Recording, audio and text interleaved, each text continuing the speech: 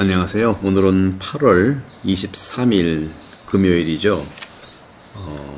20주간 금요일이고 연중. 오늘 복음 말씀은 마태오복음 22장 34절에서 40절. 우리가 잘 알고 있는 가장 큰 계명이 어떤 것일까 하는 거죠. 예수님이 사두가이들의 말문을 막아 버리셨다는 것을 듣고 바리사이들이 한데 모였어요. 그들 가운데 율법교사 한 사람이 예수님을 시험하려고 물었습니다. 스승님, 율법에서 가장 큰 계명은 뭐냐? 하고 묻는 거예요. 예수님께서 말씀하셨죠. 사랑해야 한다는 거예요. 사랑해야 한다. 그 대전제인데 사랑해야 되는데 바로 마음, 목숨, 정신 다해서 너희 하느님을 사랑하라 하는 것이죠. 이것이 가장 크고 첫째가 는 계명이죠. 둘째도 이와 같다고 했어요. 내 이웃을 너 자신처럼 사랑해야 한다는 것이죠. 온 율법과 예언서의 정신이 이 두 계명이 달려있다. 신앙생활도 마찬가지고 영성생활도 마찬가지죠. 사랑하는 겁니다. 바로 하느님을 사랑하는 것이죠. 영성생활도요, 이 사랑한다고 하는 것은 자신의 위치에서, 자신의 삶의 자리에서 사랑을 하는 것이죠.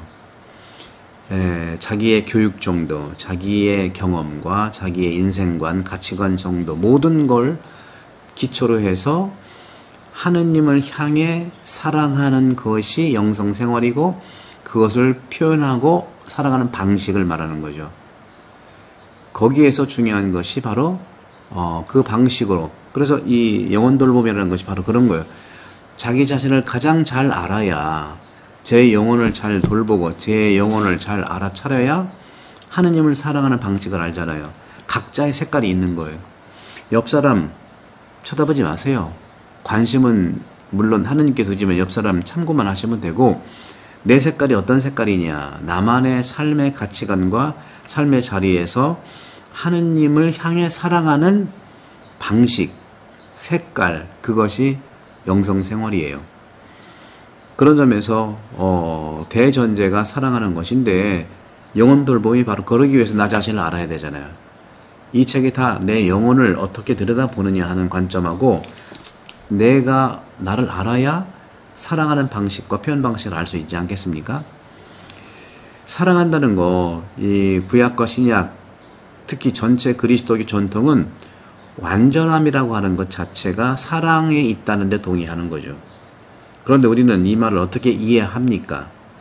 예수님의 첫 제자들은 그분의 성령을 받았고 실제로 사도행전에 성령의 복음이라고 불리죠. 그 안에서 오순절날 성령 강림과 성령의 현존의 나타남과 결과가 기록되어 있는 것이죠. 그렇기 때문에 그리스도인에게 있어서 영적인 사람은 오직 성령을 소유한 사람을 말하고요. 그 영성, 내 안에 영이 움직이면서 나만의 삶의 자리에서 내 교육 정도, 내 가치관, 내 인생관, 내 경험, 모든 것을 토대로 하느님을 향해 사랑하는 거예요. 그 방식이고, 그 표현 방식이고, 행동 방식이죠. 성령은 카리스마라고도 불리는 다양한 방식으로 자신을 나타냅니다. 제자들은요, 외국말을 말하고요, 기적적으로 병을 고치고요, 귀신을 쫓아내고 예언도 하죠. 사도행전에 따르면 초대교회에서는 바로 은사가 매우 빈번했어요. 하지만 모든 사람에게 주어지는 건 아닙니다. 독특한 자기의 색깔이 있는 거예요. 그렇다면 사람의 영성을 어떻게 증명할 수 있을까?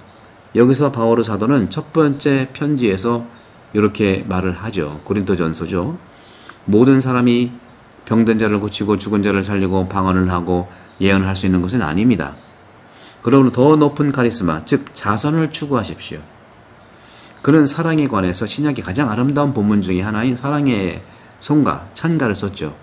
고린도전서 1장 13장 1, 2절. 내가 사람의 방언과 천사의 말을 하더라도 사랑이 없으면 나는 아무것도 아니다, 알지 못한다 하는 거죠. 이 자선이라고 하는 것은요, 특정 기간 동안만 주어지는 것이 아니기 때문에 독특한 은사라고 말하는 거예요. 이것은 바로 생명과 영원히 연결되어 있기 때문입니다. 바로 영성생활이 하느님을 사랑하는 것인데, 오늘 복음에 나오는 것처럼 온 마음을 다해서 하라고 그랬잖아요. 고대 그리스 세계에서는요, 지식이 높은 평가를 받았잖아요. 완전함으로. 기원전 6세기 헤라클레이토스라는 철학자는 이성을 사용하지 않는 것보다는 죽는 것이 낫다는 말을 했어요. 동방 종교에서도요, 현명한 사람은요, 다른 사람보다 더 많이, 더 잘 아는 사람, 또 헌신되지 않은 사람이 접근할 수 없는 책에 담긴 신비한 계시를 아는 사람과 동일시 됐어요. 그리스 말로 이 지식을 그노시스라고 하는데요. 이 단어는 영지주의자, 그노시시즘이라는 용어를 낳았습니다. 다시 말하면 완벽함은 탁월한 지식에 있다고 믿는 사람들의 의미예요. 하지만 리옹의 성 이레네오 교부는 자신들이 지식을 갖고 있기 때문에 위대하다고 믿는 사람들에 대해서 매우 논쟁적인 영지주의들을 반대하는 글을 썼어요. 완벽함은 지식을 뛰어넘는 사랑에서 나온다는 거예요. 사랑이 담긴 지식 얼마나 위대합니까? 사랑이 담긴 정의 얼마나 위대합니까? 사랑이 담긴 자비 얼마나 위대합니까? 사랑이 담긴 의로움 얼마나 위대합니까? 사랑이 담긴 겸손, 모든 것이 사랑이에요. 이것은 그리스도인들이 학문과 지식을 소중히 여기지 않는다는 의미가 아니라, 바로 지능이라고 하는 것은 인간 안에 있는 하느님의 형상이라는 것이요. 하지만 사랑이 없으면 지식은 열매 없는 나무와 같다는 것입니다. 반대로 사랑하는 사람은 아버지의 신비, 즉 사랑의 눈을 뜨게 하는 더 높은 영적 지식에 도달한다는 것이죠. 요한복음 요한일서의 4장 8절 16절에 나오는 말씀이죠. 그러면서 주님께서는 둘째 계명, 둘째도 이와 같다 했어요. 네 이웃을 너 자신처럼 사랑해야 한다는 것이죠. 사람의 마음은 작아요. 그것은 모든 것을 사랑할 수 없다는 뜻일 수도 있어요. 다양한 사랑이 서로의 힘을 빼앗아 갈 것이기 때문에 그런 것도 있어요. 하느님은 하지만 너무 크셔서 마음 전체를 채우시기 때문에 더 이상 다른 어떤 것도 들어갈 여지가 없죠. 하느님을 사랑하는 사람은 온 세상을 잊어버리고 자기 자신조차 잊어버린다 라는 그런 고대 속담도 있는데, 반면에 성경이 말하는 것은요, 하느님 사랑과 이웃 사랑을 하나로 묶어서 이 두 사랑을 분리할 수 없는 것을 간주했다는, 여기에 이제 굉장히 중요한 균형이 있는 거예요. 그리스도교의 모든 신앙 진리는 균형이에요. 극단이 아닙니다. 하나가 아니라 양쪽의 균형. 성부와 성자와 성령의 이름으로. 이게 벌써 성용 자체가 균형 아니겠어요? 그러면 어떻게 그것이 가능하냐? 첫 번째 이유는 구약 성경에 나와 있는데, 하느님은 당신의 형상과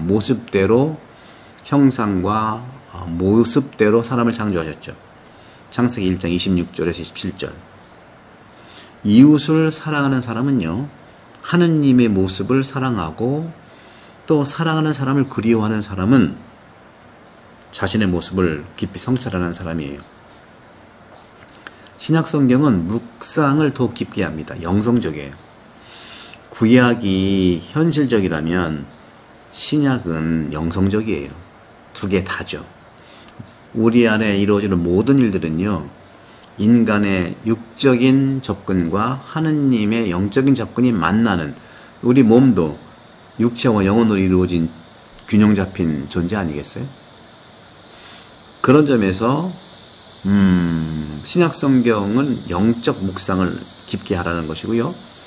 그런 점에서 예수 그리스도 안에서 하느님과 사람은 한 인격 안에서 연대하고 통합한다는 겁니다. 이것은 그리스도께서 분명히 자신을 밝히시는 모든 사람에게도 적용하셨어요. 마태복음 25장 40절에 너희가 여기 내 형제 중에 가장 작은 자에게 한 것이 곧 나한테 한 것이라는 그 말씀. 이 말씀이 바로 말씀이 바로 그런 부분이고, 보이지 않는 하느님을 향한 사랑이 보이고 실현되는 것입니다. 예, 좀 전에 이제 우리 누가 지나갈 것 같아 저쪽으로 가라고 하는 것이라 양해 부탁드리고, 이렇게 우리가 살아가는 데 있어서 가장 큰 계명은 사랑하는 겁니다. 대상이 하느님이고 이웃이기 때문에 그런 것이죠. 사랑하는 형제자매 여러분, 이 영혼 돌봄 바로 사랑하는 책입니다. 하느님을 사랑하는 향해 갈 때는 나를 잘 들여다봐야 된다는 것이죠. 예, 저는 어떤 측면에서 이 세상이 훌륭한 지도자, 정치가가 나오길 기도하면서도 그런 훌륭한 정치 지도자는요, 영적인 사람이라고 가능해요. 영적인 사람은요, 균형을 이루는 사람이고요, 또 창의적인 사람이고요, 또 어쨌거나 불평등이라는 말을 쓸 수 있지만 언제 어디서나 누구든지 잘 사는 것, 가난함이 없고 또 잘 이겨낼 수 있는 것, 먹고 사는 문제예요. 잘 먹고 살자 이거예요. 잘 살자 하는 거예요. 육적인 것뿐만 아니라 영적인 것도. 그래서 저는 어떤 측면에서 제가 이렇게 그 유튜브를 하는 이유도, 오늘날은 유튜브가 자유롭게 선택할 수 있는 선택권이 다 있잖아요. 누가 들으라고 하는 것도 아니고 또 의무도 아니고 또 돈을 내는 것도 아니고요, 그죠? 그래서 우리나라가 박정희 정권 때 그 고속도로를 전국적으로 나서 함께 이렇게 좀 전국이 하나가 된 물동량이라든가 모든 것이 균형 발전이 이르도록 했잖아요. 그런 점에서 저는 이제는 저도 그런 생각을 하는 것이, 균형 발전이라고 하는 것이 뭐냐 했을 때는 바로 잘 먹고 잘 살아야 되는데, 물질적인 것을 잘 먹고 잘 사는 거하고 영적으로 잘 먹고 잘 사는 것이 똑같다는 것이죠. 그래서 저도 영성 고속도로를 내고 싶어요. 저는 이 카톨릭 책방 유튜브가 세상 어디서든지 들을 수 있는 영적 고속도로가 되기를, 영적 영토도 넓히고 방향을 넓혔으면 좋겠다.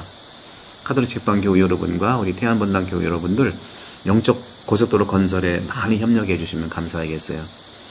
경제 영토가 넓어지는 것처럼, 지식의 그 신앙의 영토가 넓어지는 것처럼 영적 영토가 넓어지고, 그리고 새로운 힘을 얻게 되는 새로운 영적 힘의 에너지가 어느 곳에서든 전달될 수 있도록, 도시가스가 연결되는 것처럼, 고속도로로 연결되는 것처럼 영적 고속도로가 연결되는 것이 카톨릭 책방이고, 그 지침이 바로 영혼 돌봄이다 하는 차원에서 여러분 많이 사랑해 주시고 구독해 주시고 구입해 주시면 감사하겠습니다. 성부와 성자와 성령께서는 여러분 오늘을 감사합니다. 감사합니다.